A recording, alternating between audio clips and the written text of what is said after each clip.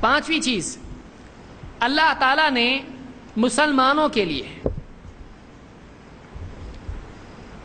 نجات کے لیے بتایا کہ ایمان کے بعد ان کو شرک سے بچنا ضروری ہے. تو معلوم ہوا ایمان کے بعد شرک آ سکتا ہے. کیسے؟ قرآن میں اللہ تعالیٰ فرماتا ہے الذین آمنوا ولم یلبسوا ایمانہم بظلم اولئک لہم الامن وہم مہتدون. کچھ لوگوں کی آنکھوں کا سائز چھوٹا ہو رہا ہے اور منہ کا سائز بڑا ہو رہا ہے. یہ ٹاپک بھی تھوڑا ایسا ہے کہ اتنی دلیلوں کو غور سے سننا اور یاد رکھنا بہت مشکل چیز ہوتی ہے. لیکن یہ جو باتیں ہیں یہ ہمارے منہج کے لیے بہت ضروری ہے، اور باطل کے رد کے لیے آپ کے پاس دلائل ہونا چاہیے، بہت ضروری ہے. ورنہ ہمارے پاس اگر رد نہ ہو، دلیل نہ ہو، امت کی امت بے فکر ہو جائے گی. کتنے مسلمان بے فکر گھوم رہے ہیں، ارے شرک نہیں ہے، ختم، بابا کے بعد جاؤ، سر ٹکاؤ، کیا بھی کرو، شرک نہیں ہے. امت میں شرک آنے والا نہیں ہے. ٹینشن ہی ختم ہو گیا. ایک حدیث نے ٹینشن ختم کر دیا. اب دیکھیے یہ ٹینشن والی حدیثیں سب، اس سے ٹینشن واپس ریسیٹ ہوگا.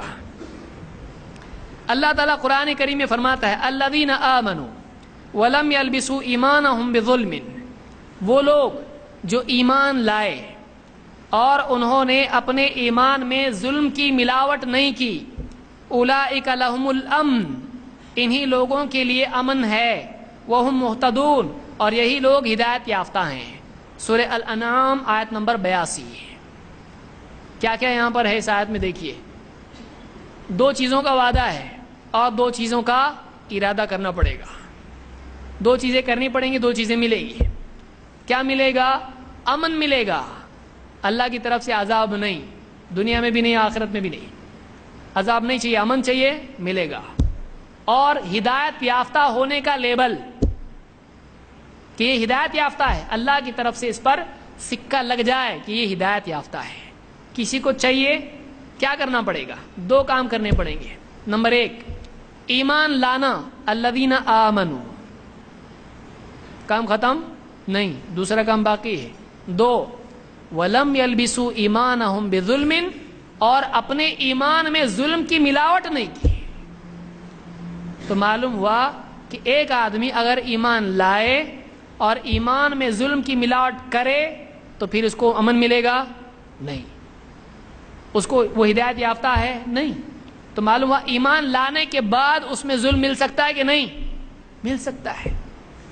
جس کے مل گیا وہ کام سے گیا، لیکن جس نے اپنے ایمان میں ظلم کو ملنے نہیں دیا وہ بچے گا. تو آپ بولیں گے یہ ظلم کیسے ملے گا ایمان میں؟ ظلم تو پٹائی سے ہوتا ہے. یہاں کون سا ظلم مراد ہے؟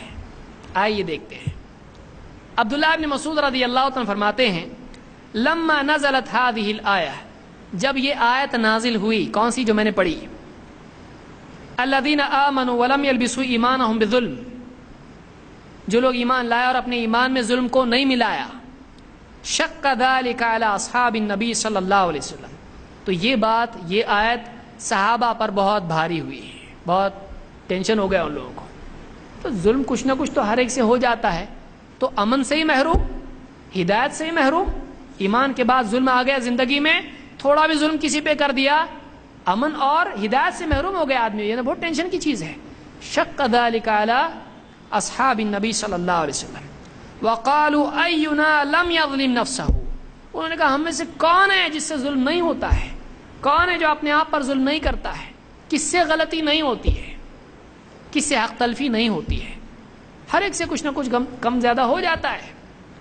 فقال رسول اللہ صلی اللہ علیہ وسلم، اس پر اللہ کے رسول صلی اللہ علیہ وسلم نے کہا لیس کما تظنون، بات ویسی نہیں جیسا تم سمجھ رہے ہو. اس سے معلوم ہوا قرآن کو سمجھنے کے لیے نبی کی طرف جانا ضروری ہے. اپنی عقل چلا کے کچھ بھی مطلب نکالے گا گڑبڑ کرے گا. کل آ رہا ہے وہ عقل والا، بولے عقل بس ہو گئی نا، آپ نے عقل اللہ نے دیا نا، بس ہو گیا آپ نے. تو اپنی عقل سے قرآن و سنت کو سمجھنا ہے نہیں، سلف کے منہج سے سمجھنا ہے. صحابہ کو نہیں سمجھ میں آیا آیت،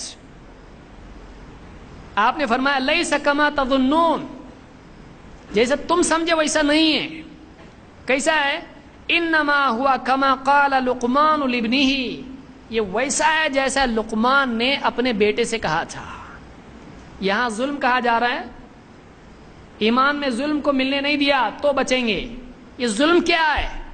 یہ وہ ظلم نہیں ہے جو تم سمجھ رہے ہو، آپس میں ایک دوسرے پہ ظلم کرنا. یہ وہ ظلم ہے جو لقمان نے کہا تھا. کیا کہا تھا؟ یا بنی لا تشرک باللہ ان الشرک لظلم عظیم. اے بیٹے اللہ کے ساتھ شرک مت کرنا، شرک ظلم عظیم ہے. تو یہ کون سا ظلم ہے؟ یہ ظلم آپس کا ظلم نہیں ہے، یہ اللہ کے ساتھ ظلم ہے، اور وہ کیا ہے؟ شرک ہے. تو آیت کا مطلب کیا ہوا؟ وہ لوگ جو ایمان لائے اور اپنے ایمان میں ظلم کو یعنی شرک کو ملنے نہیں دیا، ان کے لیے کیا ہے؟ امن ہے، اور یہ ہدایت یافتہ ہے. تو ایمان لانے کے بعد ایمان میں شرک مل سکتا ہے. جن کے ایمان میں شرک مل گیا وہ نہیں بچیں گے، لیکن جنہوں نے اپنے ایمان کو شرک کے ملنے سے بچائے رکھا یہ جہنم سے بھی بچیں گے، اللہ کا امن ان کو ملے گا. سمجھ میں آ رہا ہے؟ تو قرآن کی آیت تو یہ بتا رہی ہے کہ شرک کا دروازہ کھلا ہوا ہے. ایمان لا کے بھی ایک انسان شرک میں پڑ سکتا ہے. اسی لیے آپ نے کہا کہ یہ ویسا نہیں جیسا تم سمجھ رہے ہو، شرک ہے. اس سے مراد کیا ہے؟ شرک ہے. اس کو امام البخاری مسلم دونوں نے روایت کیا ہے.